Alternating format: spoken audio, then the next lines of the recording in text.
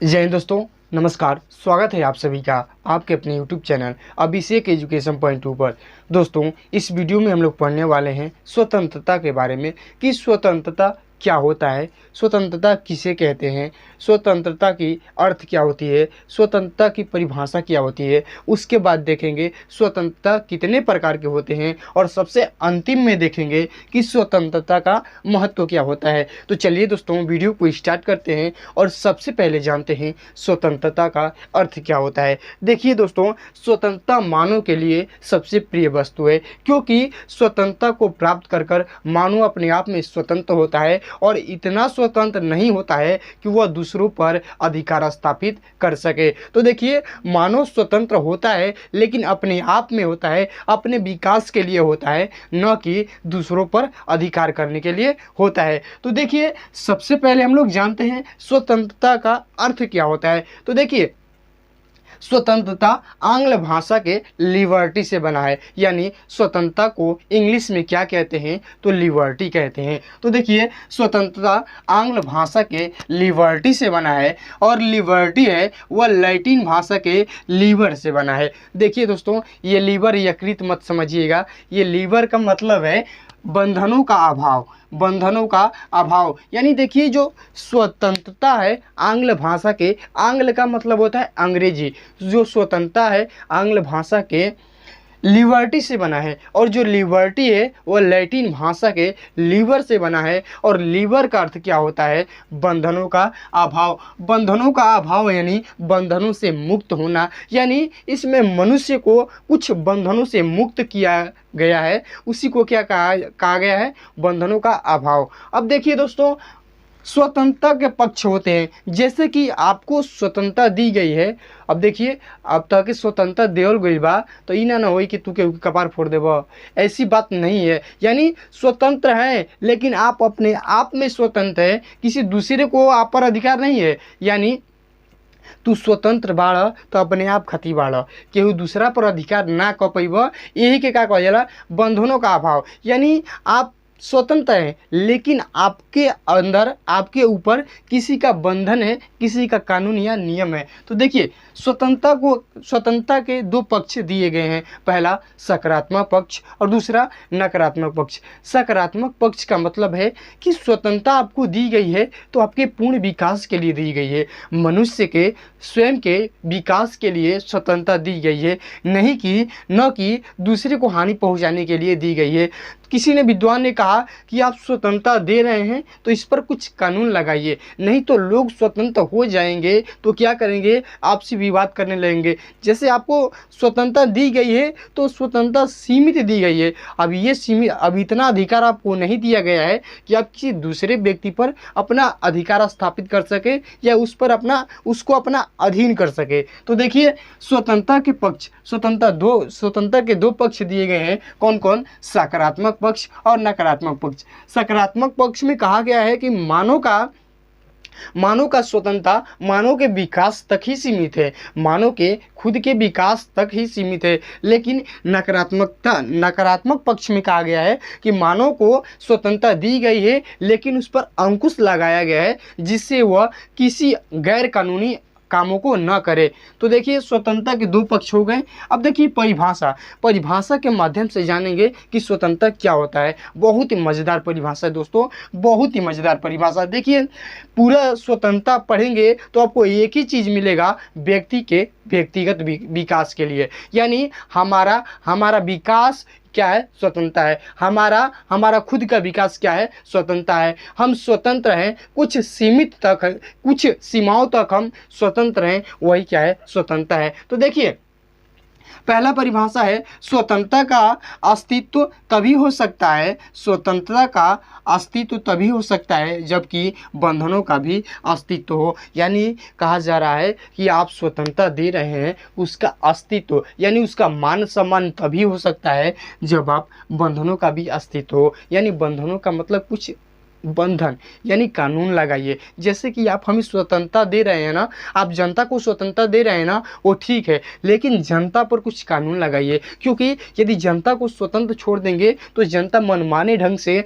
काम करने लगेगी। जनता राजनीतिक व्यवस्था को क्या करने लगेगी, प्रभावित करने लगेगी, जिससे देश संकट में पड़ जाएगा। उसीलिए कहा गया है कि स्वतंत्रता का अस्तित्व तभी हो सकता है, यानी स्वतंत्रता का मान जनता तभी रख सकता है जब तक उस पर किसी का अंकुश लगा हो। यानी स्वतंत्रता दे रहे हैं तो ठीक है, लेकिन उस पर किसी का अंकुश होना जरूरी है। उसके बाद हम लोग देखिए, उसके बाद इस परिभाषा को लिखने वाले कौन है, इस परिभाषा को लिखने वाले कौन है, तो बिलोबी नामक विद्वान ने इस परिभाषा को लिखा और बताया कि स्वतंत्रता का अस्तित्व तभी हो सकता है जबकि बंधनों का भी अस्तित्व हो। अब देखिए दूसरा, जहाँ कानून नहीं, देखिए दोस्तों कानून की अभी हम लोग बात किए, जहाँ कानून नहीं होता वहाँ स्वतंत्रता नहीं होती। यानी स्वतंत्रता रह सकती है किसके बदौलत, कानून के वजह से बदौलत स्वतंत्रता रह सकती है। यदि स्वतंत्रता मानव को दे रहे हैं तो उस पर कानून लगाना भी जरूरी है। इस परिभाषा को लिखे हैं लाक नामक विद्वान ने इस परिभाषा को लिखा और बताया जहाँ कानून नहीं होता वहाँ स्वतंत्रता नहीं होती। जहाँ जैसे कि हम लोग कहते हैं ना, जहाँ सफाई नहीं रहती वहाँ लक्ष्मी का निवास नहीं होता। हम लोग पढ़ते हैं, हमारे घर वाले बताते हैं, यानी और कोई पंडित बताते हैं कि जहाँ सफाई नहीं होता वहाँ लक्ष्मी का निवास नहीं होता। उसी तरह समझिए, जहाँ कानून नहीं होता वहाँ पर स्वतंत्रता भी नहीं होता। इसको लिखने वाले हैं लाक। अब देखिए, ऐसा अधिकार जिसके द्वारा प्रत्येक व्यक्ति व्यक्तिगत विकास कर सकता है स्वतंत्रता कहलाता है। यानी स्वतंत्रता का मतलब है व्यक्तिगत विकास, यानी हम अपने आप को विकास कर सकें, हम अपने आप को हर एक क्षेत्र में ले जा सके। यही क्या है, यही स्वतंत्रता है। यानी मानो, यानी कोई व्यक्ति अपने आप को जितना योग्य बनाना चाहता है, जितना काबिल बनाना चाहता है, उतना स्वतंत्र होकर बना सकता है, उतना आज़ादी के साथ बना सकता है। वही क्या है, स्वतंत्रता है। यानी ऐसा अधिकार जिसके द्वारा प्रत्येक व्यक्ति व्यक्तिगत विकास कर सकता है। व्यक्तिगत विकास का मतलब निजी विकास, यानी खुद का विकास कर सकता है। वो भी कैसे, एकदम स्वच्छ आज़ादी के साथ। वही क्या कहलाता है, स्वतंत्रता कहलाता है। अब देखिए अगला परिभाषा है, व्यक्ति को अपने व्यक्तिगत विकास की पूर्ण आज़ादी ही स्वतंत्रता कहलाती है। यानी व्यक्ति के विकास की पूर्ण आज़ादी, यानी आपको मैं आज़ादी कर रहा हूँ कि आप अपने आप को पूर्ण विकास कर सकते हैं। आप अपने आप में जितना योग्य बनना चाहते हैं बन सकते हैं। आप अपने आप को जैसा बनाना चाहते हैं बना सकते हैं। और यही क्या है, यही स्वतंत्रता है। तो स्वतंत्रता का मतलब क्या हो रहा है, यहाँ पर सभी परिभाषाओं में बता रहा है कि स्वतंत्रता का मतलब क्या होता है, व्यक्ति के व्यक्तिगत विकास। नहीं, जैसे मैं आपको एग्जाम्पल दिया कि आपको स्वतंत्रता दी गई है तो आप किसी को मार नहीं सकते हैं। देखिए, आप अपना सर क्या करिए कि पत्थर पर फोड़िए, कोई दिक्कत नहीं है, लेकिन आप दूसरों का नहीं फोड़ सकते हैं। क्योंकि स्वतंत्रता का मतलब होता है व्यक्तिगत विकास। यानी आप अपना, मान लीजिए आप अपना सर क्या करिए, पत्थर पर पटक कर फोड़िए, उससे कोई मतलब नहीं है। लेकिन आप दूसरे व्यक्ति का सर पत्थर पर पटक कर नहीं फोड़ सकते हैं, क्योंकि आप कानून के अंदर हैं। उसी को कहा गया है कि बंधनों, देखिए इस परिभाषा में बताया गया है जहाँ कानून नहीं होता वहाँ पर स्वतंत्रता नहीं होती। यानी आप अपना सर पत्थर पर पटक कर फोड़िए, उससे कोई मतलब नहीं, लेकिन आप दूसरों का सर पत्थर पर पटक कर नहीं फोड़ सकते, क्योंकि आपको उतना भी स्वतंत्रता नहीं दी गई है कि आप दूसरों को हानि पहुँचा सके। इसको याद रखिएगा। तो देखिए, व्यक्ति को अपने व्यक्तिगत विकास की पूर्ण आज़ादी ही स्वतंत्रता कहलाती है। अब देखिए अगला परिभाषा है, स्वतंत्रता का अर्थ उस वातावरण की स्थापना है। स्वतंत्रता का अर्थ उस वातावरण की स्थापना है जिसमें व्यक्ति अपने आप को पूर्ण विकास के लिए अवसर प्राप्त होता है। यानी जिसमें व्यक्ति का विकास के लिए पूर्ण अवसर प्राप्त होता है, वही क्या है, स्वतंत्रता है। और इस परिभाषा को लिखे हैं लास्की ने। एक बार और देखिए, स्वतंत्रता का अर्थ उस वातावरण की स्थापना है जिसमें व्यक्ति को अपने पूर्ण विकास के लिए अवसर प्राप्त होते हैं। यानी जिसमें व्यक्ति अपने आप को योग्य बनता है, ऐसी स्वतंत्रता जिसमें व्यक्ति योग्य बनना चाहता है, अपने आप को काबिल बनाना चाहता है, वही क्या है, स्वतंत्रता है। यानी एक बात क्लियर कर लीजिएगा कि स्वतंत्रता का मतलब खुद के विकास से है, न कि दूसरों के विकास से है। यानी आप स्वतंत्र हैं, आपको आज़ादी दिया गया है कि आप अपने व्यक्तित्व का विकास कर सकते हैं, किसी के दूसरे को हानि नहीं पहुंचा सकते हैं। वही क्या है, स्वतंत्रता है। आप अपने आप में स्वतंत्र हैं, आप किसी काम को भी करने में स्वतंत्र हैं, आपकी जो इच्छा वो कर सकते हैं, लेकिन कानून के अंदर रहकर। ये नहीं कि कानून से परे होकर आप किसी काम को नहीं कर सकते हैं। और यही क्या है, स्वतंत्रता है। व्यक्ति का व्यक्तिगत विकास ही क्या है, स्वतंत्रता है। देखिए हम लोगों ने अर्थ देखा कि अर्थ, उसके बाद हम लोगों ने देखा स्वतंत्रता के पक्ष, उसके बाद हम लोगों ने देखा 5 परिभाषा। अब देखते हैं स्वतंत्रता के प्रकार। स्वतंत्रता कितने प्रकार के होते हैं, तो देखिए यहाँ पर 8 प्रकार की स्वतंत्रता के बारे में पढ़ने वाले हैं, जो कि बहुत बहुत महत्वपूर्ण है। क्वेश्चन पूछा जाता है कि स्वतंत्रता की विवेचना करते हुए स्वतंत्रता के प्रकार को लिखिए, या स्वतंत्रता को समझाते हुए स्वतंत्रता के प्रकार को लिखिए। अब देखिए पहला परिभाषा, प्राकृतिक स्वतंत्रता। देखिए बताया गया है कि मानव का जन्म प्राकृतिक रूप में हुआ है। यानी मानव क्या है, प्रकृति की देन है। मानव जब प्रकृति की देन है तो इस पर कोई कानून नहीं है। यानी कि जो मानव पैदा हुआ है वो किसके बदौलत पैदा हुआ है, प्रकृति के बदौलत पैदा हुआ है।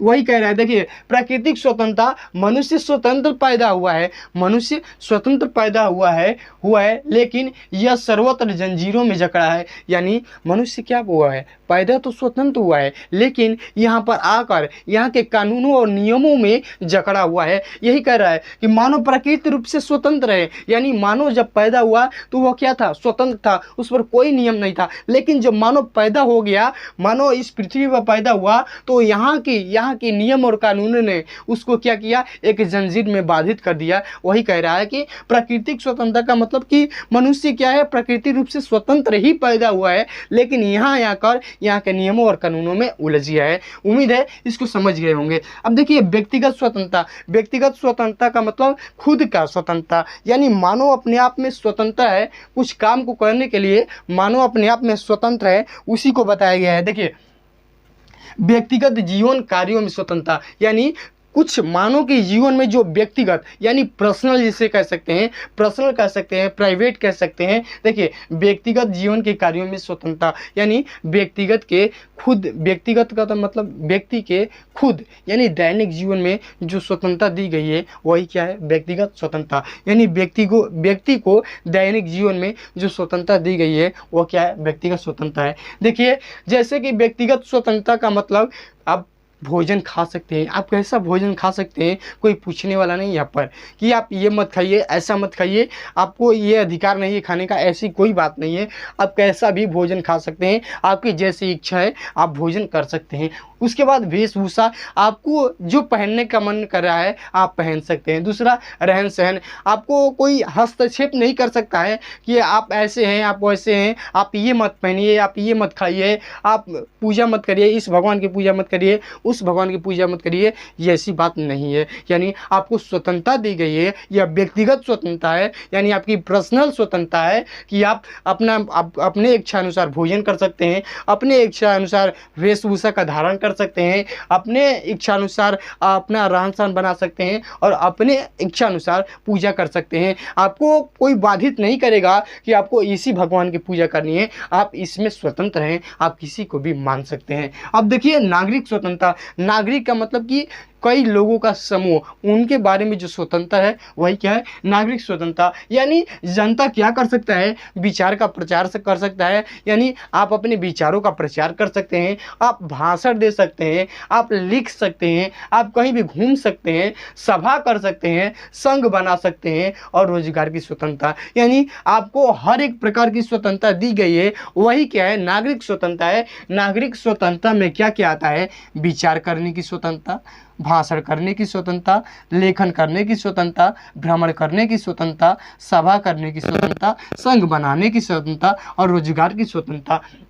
यानी आप अपने विचारों का आदान प्रदान कर सकते हैं, आप अपने विचारों का क्या कर सकते हैं, विचारों का प्रसार कर सकते हैं, आप भाषण दे सकते हैं, कहीं आप लिख सकते हैं, अपने मन के विचारों को लिख सकते हैं, इतना भी आपको स्वतंत्रता दी गई है। भ्रमण कर सकते हैं, भारत में कहीं भी घूम सकते हैं, सभा कर सकते हैं, क्या करते हैं, क्या सब कर सकते हैं, सभा कर सकते हैं, संघ बना सकते हैं, किसी योजना को लेकर संघ बना सकते हैं। रोजगार की स्वतंत्रता, आर्थिक जीवन के विकास के लिए आप कोई भी रोजगार कर सकते हैं, इसके लिए आप क्या हैं, स्वतंत्र हैं। और यही क्या कहलाता है, नागरिक स्वतंत्रता कहलाता है। अब देखिए सामाजिक स्वतंत्रता, चौथा है सामाजिक स्वतंत्रता, यानी समाज के बारे में जो स्वतंत्रता दी गई है वो क्या है, सामाजिक स्वतंत्रता, यानी समाज के विकास के लिए, समाज के विकास के लिए जो स्वतंत्रता दी गई है वह क्या कहलाती है, सामाजिक स्वतंत्रता कहलाती है। समाज के प्रत्येक व्यक्ति को विकास के पूर्ण अवसर प्राप्त होंगे। इसमें कहा गया है कि इसमें कोई भेदभाव नहीं किया जाएगा, कोई जाति पाति धर्म नहीं देखा जाएगा, यानी समाज के प्रत्येक व्यक्ति, यानी समाज में जितने भी व्यक्ति रह रहे हैं उनको विकास के पूर्ण अवसर प्राप्त होंगे। और यही क्या कहलाता है, सामाजिक स्वतंत्रता। सामाजिक स्वतंत्रता का मतलब कि समाज के सभी व्यक्तियों को विकास के लिए पूर्ण मौका देना, यानी सुनहरा मौका देना, चाहे वो किसी भी धर्म का हो, किसी भी जाति का हो, तो वही क्या कहलाता है, सामाजिक स्वतंत्रता। अगला है धार्मिक स्वतंत्रता। धार्मिक स्वतंत्रता का मतलब कि हर राज्य का कोई धर्म नहीं होगा। इसमें बताया गया है कि राज्य अपने आप से नहीं कहेगा कि आप इस धर्म को मानिए, नहीं, इसमें क्या होंगे, नागरिक स्वतंत्र होंगे किसी भी धर्म को अपनाने के लिए। वही कह रहा है कि धार्मिक स्वतंत्रता का मतलब जिसमें व्यक्ति किसी भी धर्म को अपनाने के लिए स्वतंत्र होता है वह क्या कहलाता है, धार्मिक स्वतंत्रता कहलाता है। यानी कोई व्यक्ति किसी भी धर्म को अपनाने के लिए स्वतंत्र है। इसमें राज्य नहीं कह सकता, इसमें देश नहीं कह सकता कि मेरा यही धर्म है और आपको मानना पड़ेगा, ऐसी व्यवस्था नहीं है। इसमें आपको धार्मिक स्वतंत्रता दी गई है, यानी कोई भी व्यक्ति जो चाहे वो धर्म अपना सकता है। अब देखिए राजनीतिक स्वतंत्रता, यानी जनता राज्य की शासन व्यवस्था को चलाने का अधिकार, यानी जनता को राज्य की शासन व्यवस्था को चलाने का अधिकार दिया गया है। जैसे समझिए कि हम लोग क्या कहते हैं, वोट देते हैं, यानी मान लीजिए किसी सरकार को चुनते हैं तो सरकार कैसे बनती है, तो जनता के मतों से बनती है। तो जनता का जब तक मत नहीं जाएगा तो वो विजय कैसे बनेगी, उसकी सरकार कैसी बनेगी। तो यानी इसका मतलब ये है कि हमारे द्वारा सरकार क्या होती है, बनती है। तो वही बता रहा है कि जनता को राज्य की शासन व्यवस्था को चलाने का अधिकार है। यानी जैसी सरकार बनाएंगे वही सरकार रहेगी, जिसको हम सरकार बनाएंगे, जिसको प्रधानमंत्री बनाएंगे